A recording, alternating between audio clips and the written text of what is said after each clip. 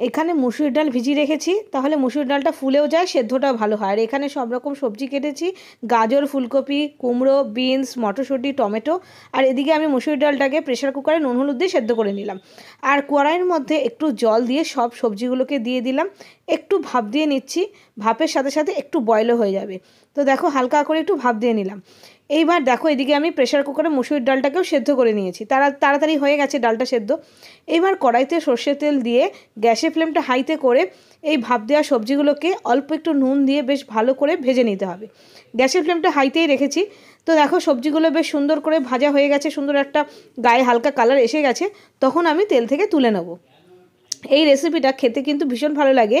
এটা ভেজ ডাল, এটা অনেকে করে মুগ ডাল দিয়ে, মানে বেশিরভাগ লোকই করে মুগ ডাল দিয়ে, আমি করছি মুসুরির ডাল দিয়ে। এবার কড়াইয়ের তেলটা একটু বাড়িয়ে দিয়ে জিরে, তেজপাতা, শুকনো লঙ্কা ফোড়ন দিয়ে দিলাম। ফোড়নটা একটু নাড়াচাড়া করে যখন সুন্দর গন্ধ আসছে তখন দিয়ে দিলাম কাঁচা লঙ্কা আর টমেটো কুচি। কাঁচা লঙ্কা টমেটোটাকে দিয়েও একটু নাড়াচাড়া করে নিলাম। আর তারপরে সেদ্ধ করা মুসুরির ডালটা দিয়ে দিলাম। আর মুসুরির ডালটা একটু পাতলা করে সেদ্ধ করে নেবে। দেখো পাতলা করে সেদ্ধ করেছি, তা মুসুরি ডালটা দিয়ে একটু নাড়াচাড়া করে তারপরে ভেজে রাখা সব সবজিগুলোকেও দিয়ে দিলাম। ব্যাস, রান্নাটা কিন্তু খুব সহজ, খুব তাড়াতাড়ি হয়ে যায়, খেতেও বেশ ভালো লাগে। আর এবার নামানোর আগে দিয়ে দিলাম ধনেপাতা। এবার আমি ভালো করে 2 মিনিট মতন ফুটিয়ে নিচ্ছি।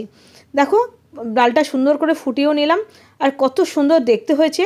আর সিম্পল এই মুসুরির ডাল সব রকম সবজি দিয়ে করলে খেতে ভাল লাগে গরম গরম ভাতের সাথে বা রুটির সাথে।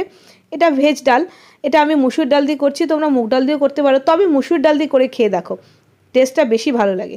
তো দেখো ফাইনালি আমার ডালটা তৈরি হয়ে গেছে, গ্যাসটা বন্ধ করে দিয়েছি। আর দেখতে ঠিক এরকম হয়েছে, আর পাতলাটা এরকমই হবে, কারণ মুসুর ডাল একটু পাতলা হলেই না খেতে বেশি ভালো লাগে। তো তোমাদের কেমন লাগলো জানিও। আজকে এই পর্যন্তই, দেখা হচ্ছে আরও রেসিপির সাথে, ততক্ষণের জন্য বাই বাই।